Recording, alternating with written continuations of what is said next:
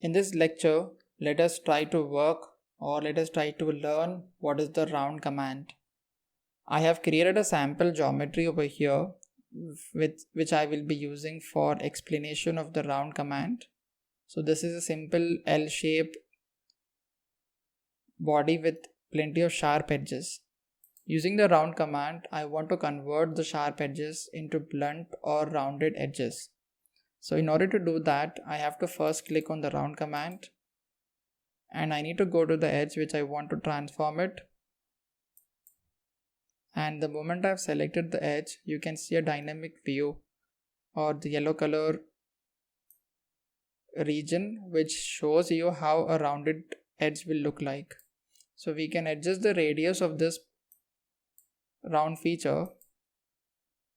Let me press Ctrl Z. So we can change the radius of this rounded feature by dragging these two extensions over here, which I generally call them as hands, or we can double click the radius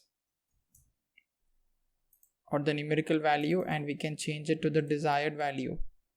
The next option is to click on the ribbon. We have a text column over here and we can just change the value from there itself. So whenever we are comfortable or whenever we are entering the required value, we can just press middle click anywhere on the screen and we have the rounded feature ready with us. So in this way we are converting the sharp edges or removing the sharp edges using the round command. So let us look the different options and features which are present in round. There are plenty of options which are present in this feature. So let me just edit the previous constructed round option by clicking on edit definition. So I came back to the previous round. Here I have an option called sets. So this is the first round feature which I have created and this is categorized into the category set 1. Imagine if I am creating another rounded feature over here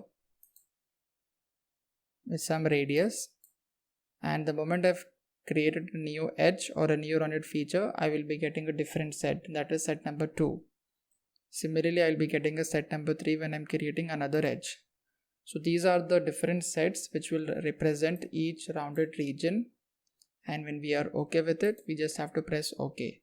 So under this round, we have 3 different sets what we have created. You can see over here, set 1, set 2 and set 3. And we can adjust the dimensions or the radius for each set separately by just clicking on the set and changing the dimension of it as per the requirement. Now we have another option over here where we can create, let me just delete this. We can create a single set with multiple edges. So in order to do that, we can select the first edge and we can press Ctrl button and select the next edge. So in this particular set 1, I am having 2 edges right now, whereas in the previous case, each set was representing each edge. But in this case, I can go with multiple edges by clicking on Ctrl command and selecting different edges altogether. Now if I am varying the dimension of the first edge, you can see that the other radiuses are also changed with respect to the first edge. So this will maintain a uniformity in all the edges. So if we are aware that the 3 edges are having same radiuses, then we can select the control button. We can click the control button or we can hold the control button and select all the edges, and we can just maintain all the edges with respect to the first rounded feature. So this is another option in round command wherein we can create multiple edges in a single set. Now let me edit it again. And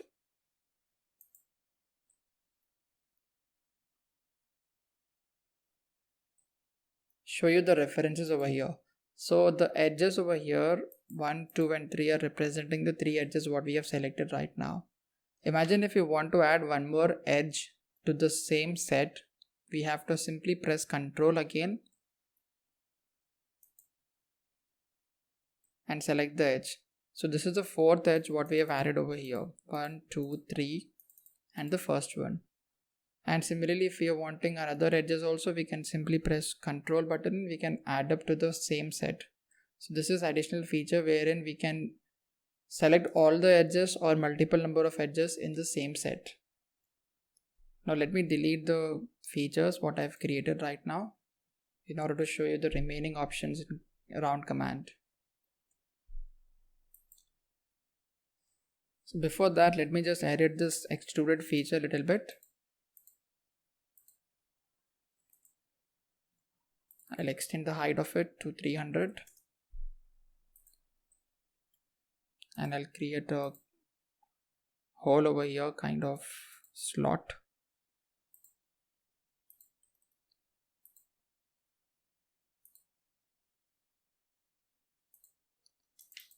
So as we have seen that we have selected the edges for creating a round, we also have an option where we can select a surface for creating the rounded features.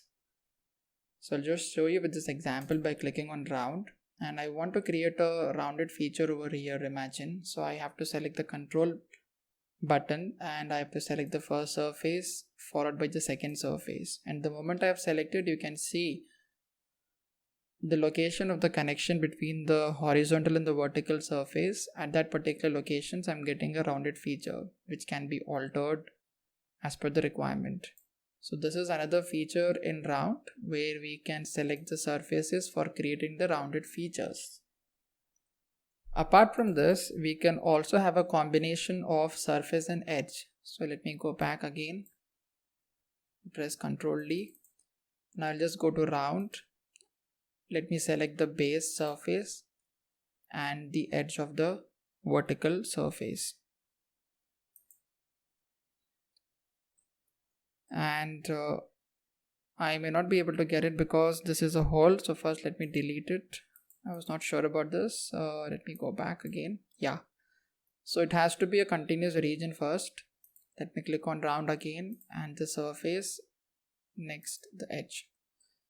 You can see the moment I've selected it, I'm getting the rounded feature which I can vary as per the requirement again.